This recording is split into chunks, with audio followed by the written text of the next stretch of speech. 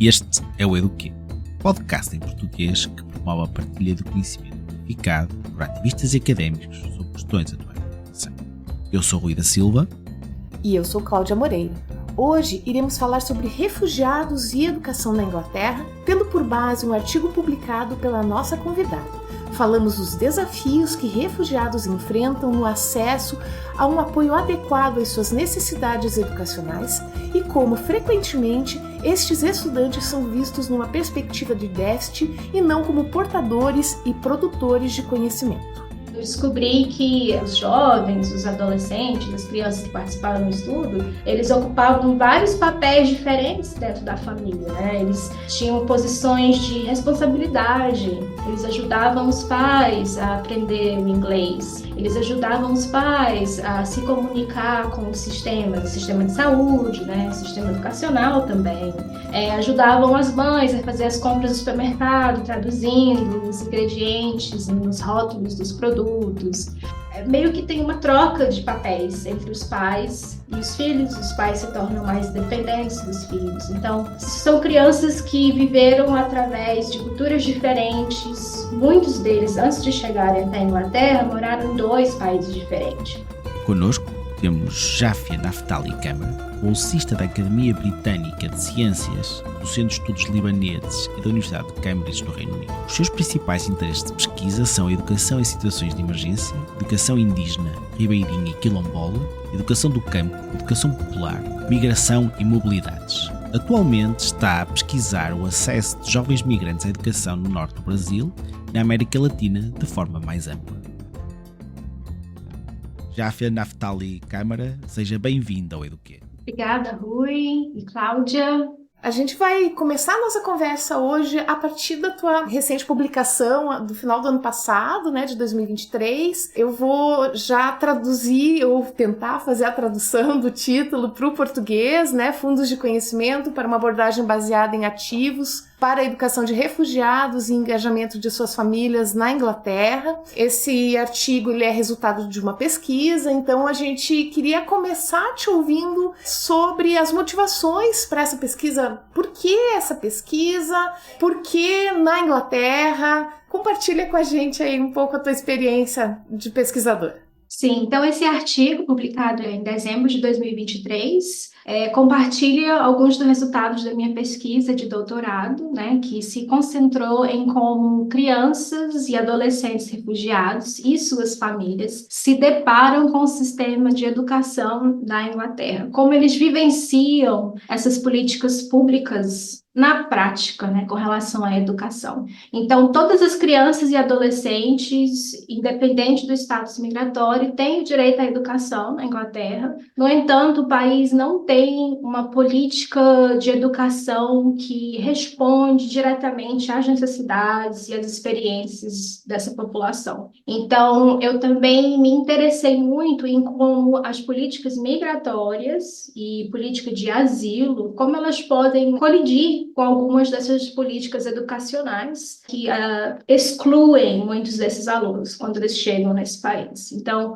para dar um pouco mais de contexto, na Europa e no Reino Unido, né, tem um sensacionalismo mediático sobre a crise dos refugiados. E isso tem sido o padrão há vários anos, desde 2015, que intensificou mais. Então, os discursos e a linguagem sobre a chegada de refugiados se tornaram cada vez mais hostis, né, enquanto os refugiados são vistos como uma ameaça à sobrevivência da Europa. Então, o pânico em torno desse suposto agravamento da crise migratória na Europa é usado como uma plataforma política, né? Se ganha referendos, se ganham eleições, né? Então, essas políticas anti-refugiado, anti-imigração, têm aumentado a violência nas fronteiras e, dessa mesma forma, há também um impacto dessa negatividade nos outros sistemas, como o sistema educacional. Então, muitas das pesquisas que já foram feitas sobre a educação de refugiados na Inglaterra, eles também reproduzem essa linguagem negativa e ansiosa sobre a chegada de pessoas, né, com o impacto que eles podem ter no sistema de educação, no sistema público, nos serviços públicos. É sempre retratado como um problema humanitário sem precedentes, né, com um impacto muito grande na Europa. Só que a maioria das pessoas refugiadas, eles nunca chegam à Europa. O acolhimento é sempre feito em países do sul global, na maior parte dos casos, né? Os nossos ouvintes podem pesquisar sobre o Líbano, por exemplo, quantos refugiados moram no Líbano hoje, ou na Turquia, por exemplo. Então, a maioria nunca chega à Europa. Então, quando eu estava fazendo uma revisão da literatura existente sobre refugiados na Inglaterra e sobre a educação, eu vi que vários estudos focavam nessa questão de impacto, como que o sistema vai conseguir responder essa chegada constante de pessoas, e também nessa falta de preparo do sistema educacional para responder às necessidades dessa população, né? Mas faltava um engajamento crítico com o contexto colonial da Inglaterra, as implicações desse contexto colonial para a educação e também para o sistema migratório e o sistema de asilo, né? Então, o meu estudo teve esse propósito de preencher essa lacuna e contribuir, né, com o corpo de investigação, que é cada vez mais crescente nessa temática dos refugiados, mas através de uma perspectiva crítica, antirracista, anticolonial, né? Então, muito se fala sobre os refugiados na mídia, por políticos, né, pesquisadores, que são os experts, digamos assim. Então, essas pessoas, eles são responsáveis por contar as narrativas dos refugiados. Raramente os refugiados têm uma plataforma para contar suas próprias narrativas. Então, o meu estudo quis contribuir com isso, criar um espaço onde essas crianças, jovens e suas famílias tinham um espaço para contar a sua história e as suas experiências de viver na Inglaterra, de vivenciar esses sistemas que são às vezes hostis contra eles, né? Eu quis amplificar as suas vozes. Jáfia, quando você estava, né, contando um pouco sobre as suas motivações, você, num determinado momento, você comentou que, como regra, as investigações conduzidas por aí, na Inglaterra, elas, em alguma medida, elas reproduzem esse discurso oficial, né? Você, como pesquisadora, ao fazer essa proposta de uma perspectiva crítica, você enfrentou algum tipo de resistência no ambiente acadêmico? Como é que foi a receptividade da tua proposta de pesquisa? Os meus supervisores compartilhavam dessa minha visão mais crítica, antirracista, então eles apoiaram e entenderam como algo novo e também necessário nesse contexto, né? Mas durante o doutorado eu tive que passar por uma banca de avaliação quando fiz a proposta inicial, durante os primeiros 2 anos do doutorado, e uma das avaliadoras disse que a linguagem que eu usava parecia ser de muita raiva, que eu parecia estar com muita raiva. Isso me incomodou bastante, porque não gosto quando esse tipo de linguagem é associada a uma mulher acadêmica, mas também eu estava com raiva, porque esses sistemas opressores, eles realmente dificultam a vida das pessoas, né? As pessoas sofrem muito perante essas injustiças. Então, não tem como eu me sentir alegre ou escrever alegremente sobre um assunto tão sério, né? Tem um pouco dessa resistência contra essa abordagem crítica, antirracista e anticolonial, até porque pesquisadores do norte global, eles não estão acostumados com pesquisadores do sul global, investigando o contexto social deles, estudando o país deles e criando conhecimento crítico sobre esse contexto. Então, tem sim, né? Então, geralmente, os pesquisadores do sul global são para pesquisar sobre o sul, para ser assistente de pesquisa. Então, isso foi parte da minha abordagem também, foi reverter esse olhar. Obrigado, Jáfia, e também acho que é interessante os nossos ouvintes lembrarem-se que, para acrescentar ao que disse inicialmente sobre os refugiados chegarem à Europa, Inglaterra está mais a norte e é uma ilha, portanto portanto, diminui a probabilidade destes migrantes chegarem, não é? E nós vemos, principalmente agora no Reino Unido, esta narrativa da crise e a opção do governo britânico em enviar migrantes para o Ruanda, não é? Estamos a assistir neste momento a este agudizar destas narrativas e até a encontrarem soluções que não estávamos habituados a ver, principalmente para requerentes de asilo. Estamos a falar de migrantes muito específicos. No caso da sua pesquisa, estamos a falar de refugiados, não é? Não é toda a gente que consegue o estatuto de refugiado. E, entretanto, ligando a digamos, à questão que levantou anteriormente sobre a questão de produção do conhecimento, na sua pesquisa e no seu artigo, chamou Funds of Knowledge, pode ser uma tradução livre como fundos do conhecimento. Pode explicar para os nossos ouvintes o que é que considera então estes fundos do conhecimento e o que é que isto significa e qual é a importância que esta conceptualização tem para a sua pesquisa? Neste caso, como eu falei, dos refugiados. Então, os fundos de conhecimento, segundo Norma Gonzalez, Luiz Moll e Kathy Amanti, que utilizaram esse conceito no contexto da educação, eles se referem a uma competência, ao conhecimento que as pessoas constroem ao longo de suas vidas, por meio de práticas culturais, né? Então, um pouco mais de contexto. Geralmente, crianças, suas famílias, suas comunidades, né, se elas são periféricas, marginalizadas, eles podem ser descritos como deficientes em vários tipos de habilidades na educação, né? Na perspectiva da visão da escola, do sistema de educação. Então, famílias pobres, imigrantes, refugiadas, eles podem ser vistos como famílias multiproblemáticas, disfuncionais, desorganizadas, né? Então, raramente tem referência às suas competências, os seus conhecimentos, às suas práticas culturais, né? Então, nesse caso, a pobreza é vista como uma disfunção social que culpabiliza e criminaliza o indivíduo. Então,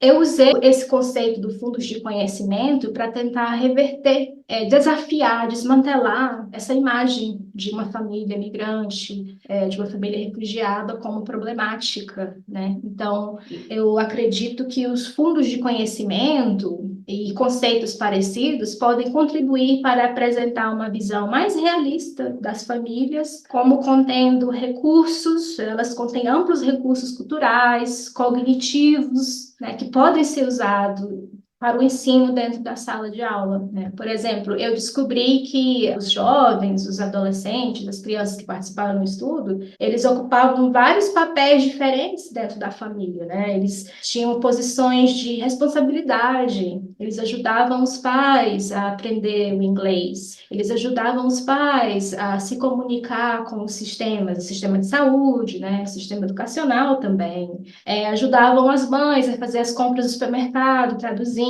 os ingredientes nos rótulos dos produtos. Então, eles assumem esse papel, meio que tem uma troca de papéis entre os pais e os filhos. Os pais se tornam mais dependentes dos filhos. Então, são crianças que viveram através de culturas diferentes. Muitos deles, antes de chegarem até a Inglaterra, moraram em 2 países diferentes. Eles estão aprendendo inglês, mas falam árabe, falam tigrinha, falam blim. Então, eles têm muitos recursos que não são reconhecidos dentro da sala de aula, porque são vistos como pessoas traumatizadas, que não falam inglês, de famílias disfuncionais, né? Então, um princípio pedagógico fundamental que acompanha esse conceito de fundos de conhecimento é que os professores podem desenvolver as experiências e as capacidades que os alunos trazem para a aula, e usar como recursos ao invés de ver essas experiências como barreiras à escolarização deles. Então, se parte desse conceito, que eu penso que ser uma ferramenta analítica bastante importante, né, assim, não só do ponto de vista de uma potência analítica, mas para a tua pesquisa ela é fundante, né, pelo que a gente percebe da leitura do artigo, mas você não se limita a essa ferramenta. Você usa etnografia combinada com atividades artísticas, né, e utiliza lá no texto o que você está chamando chamando de ética do cuidado, né? Explica para quem está nos ouvindo como é que você fez a articulação dessas coisas todas no sentido de olhar para a realidade dessas crianças e adolescentes e a relação com as suas famílias, a relação com o entorno, né? Tendo como foco, por óbvio, o espaço escolar, né? Para produzir o teu trabalho. Então, a minha pesquisa foi uma pesquisa qualitativa, constituindo uma etnografia, né? Eu segui um referencial teórico crítico, antirracista, anticolonial, e a minha metodologia foi influenciada por esse referencial teórico, né?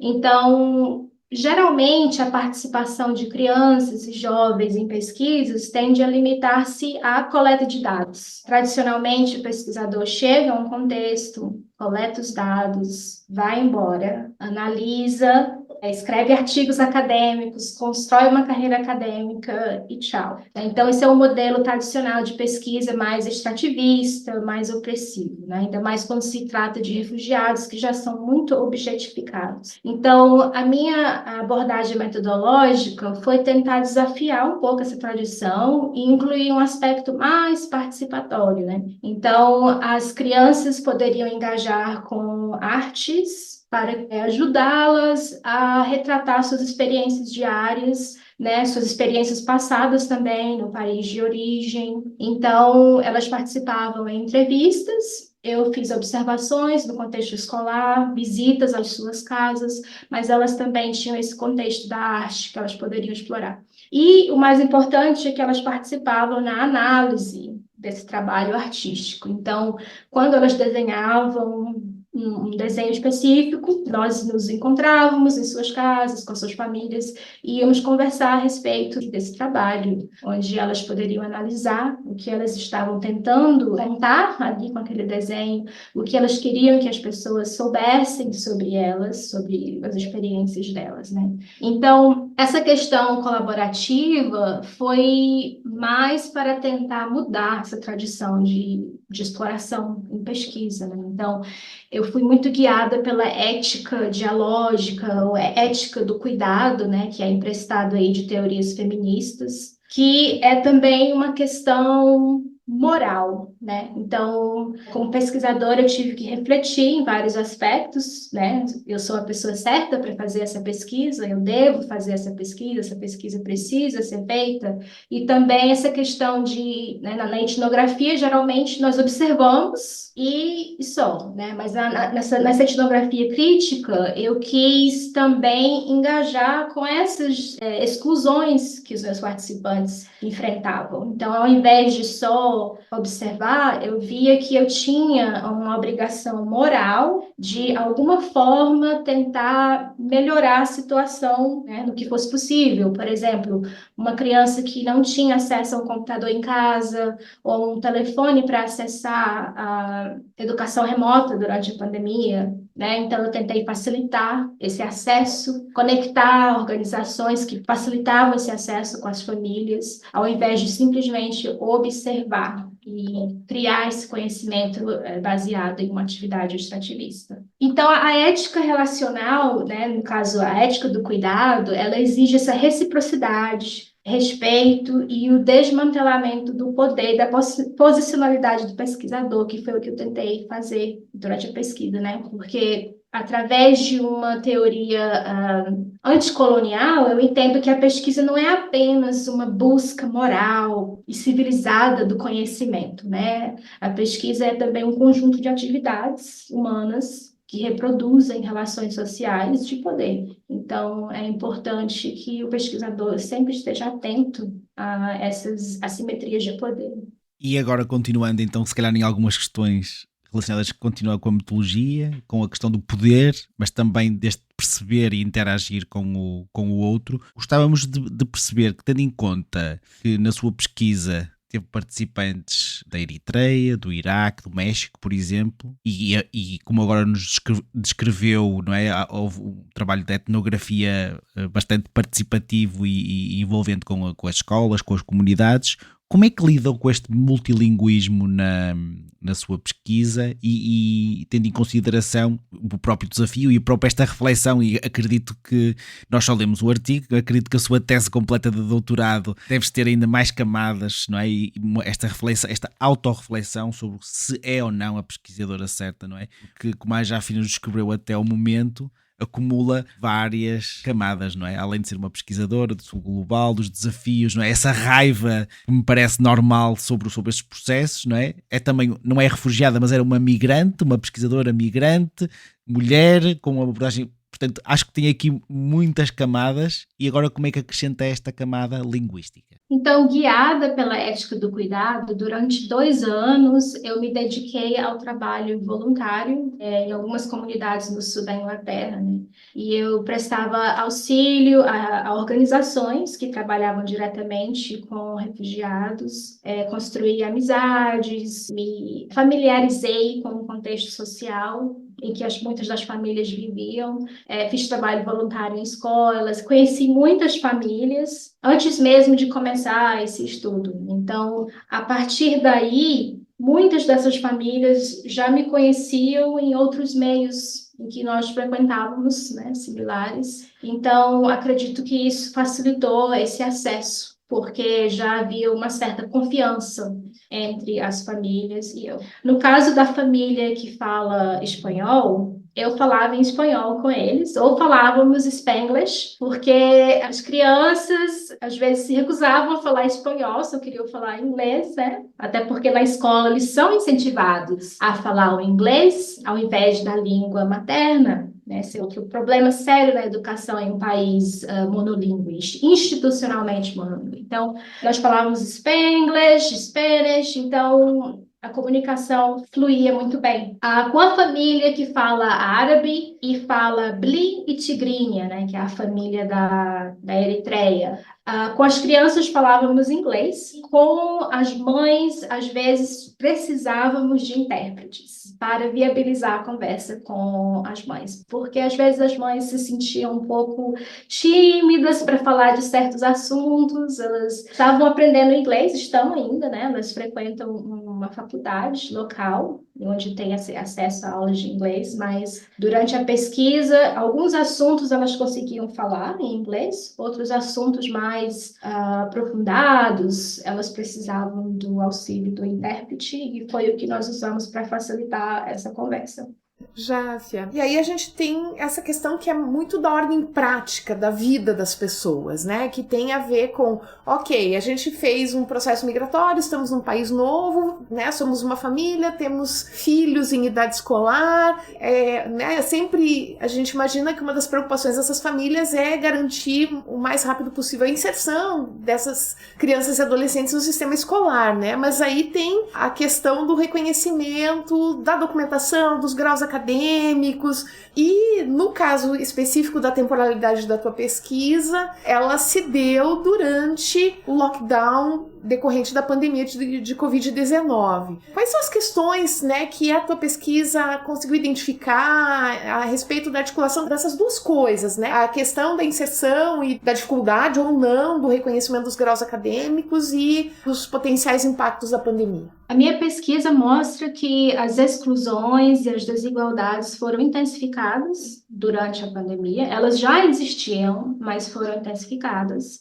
Então, as famílias refugiadas, elas simplesmente, assim, se os pais têm curso superior, que a maioria não tem, mas em um caso, simplesmente não é reconhecido facilmente, mesmo que possa ser um médico, um engenheiro, passa-se muitos anos para esse estudo ser reconhecido e, às vezes, as instituições de educação requerem que a pessoa retorne para o início, né? Fazer matemática básica, né? O inglês básico, para depois prosseguir para um ensino superior. Então, não tem esse reconhecimento de uma educação anterior, É muito comum na Inglaterra ter pessoas com nível superior trabalhando, entregando comida ou, né, no táxi, que são trabalhos importantes, mas que também reflete a falta do reconhecimento da sua educação, das suas contribuições, né? Então, outra questão importante, que intensificou a exclusão de estudantes nas escolas foi a questão da tecnologia e de educação remota, porque muitas dessas famílias refugiadas, ou se eles são requerentes de asilo, né? Porque a Inglaterra tem uma diferença. Um requerente de asilo, ele não pode trabalhar e não pode abrir uma conta no banco. Então, durante os lockdowns, durante a pandemia, teve essa dependência maior, né, nos serviços digitais, na internet, onde ter acesso a um cartão bancário é essencial, né? Então, a criança que necessitava ir à escola todos os dias, quando a escola estava remotamente, simplesmente não tinham como fazer isso porque não tinham internet em casa constantemente, ou tinham apenas um computador para 3 crianças que tinham aulas em momentos diferentes. Então, essa questão da pobreza tecnológica foi muito intensificada no contexto dos refugiados,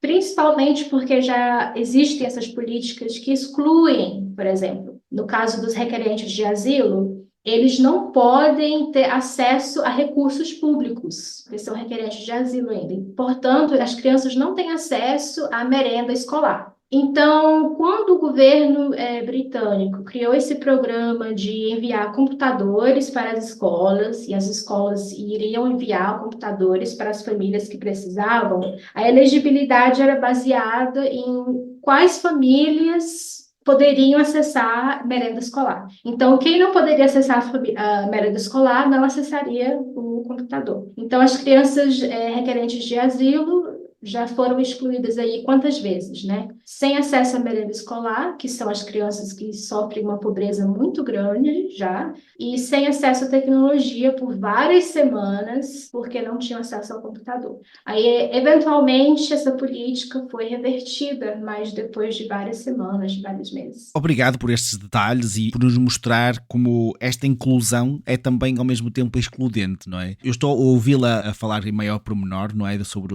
a sua pesquisa e vemos claramente que há uma inclusão, mas depois esta inclusão é excludente. E agora este caso, claro, sobre o Covid-19 é gritante, esta exclusão. E tendo em conta a sua pesquisa e o que nos foi falando até agora e deste desafio, e aí como uma pesquisadora do Sul Global estuda o Norte Global, mas o Sul Global dentro do Norte Global, não é? Temos estas camadas, porque eu estou a falar e nós estamos aqui a falar entre Norte e Sul Global e é óbvio que isto é uma metáfora, não fala especificamente dos países. E então, tendo em conta isto que nós falamos e a sua pesquisa e a própria sua experiência e estas lentes de coloniais, não é? Que nos traz durante esta nossa conversa até agora, isso foi claro. Que conselho dá quem está na linha da frente da educação, tendo por base tudo que nós falamos, para que continuemos a aprender juntos? Acredito que a empatia é essencial nesse contexto da educação, né? No contexto dos professores. Acredito que os professores se sentem geralmente despreparados, porque é difícil. Não é uma situação comum para muitos, então é algo novo. E as políticas de austeridade, eles tornaram as escolas mais precárias, né? Dificultando que os professores possam oferecer uma educação holística, ideal, né? Para todos e principalmente para crianças que têm necessidades diversas. Então, os professores eles precisam de apoio, as escolas precisam de apoio, né? Os formuladores de políticas públicas precisam ser responsabilizados. Mas no dia a dia, acredito que os professores, se eles aproveitarem os recursos e os conhecimentos que as crianças trazem com eles podem vê-las como algo positivo a contribuir ao invés de um fardo. Por exemplo, uma professora de ciências me disse que um dos alunos, né, que participou da minha pesquisa, ela disse que ele tinha muita dificuldade na aula de ciências porque ele não falava inglês em casa. Então, essa tradição de culpabilizar o aluno por não falar uma língua normativa, né, não justifica a negligência que muitos professores têm com relação a alguns alunos, né? Então, eu acho que a empatia é muito importante nesse sentido, além dessas questões sistêmicas que também precisam melhorar. Jáfia Câmara, muito obrigada pela sua presença aqui no Eduquê. Foi uma alegria muito grande tê-la conosco nesse episódio de hoje. Que a gente tenha aberto muitas portas aí para a nossa comunidade lusófona para que a tua pesquisa, né, chegue e alcance mais gente. Muito obrigada.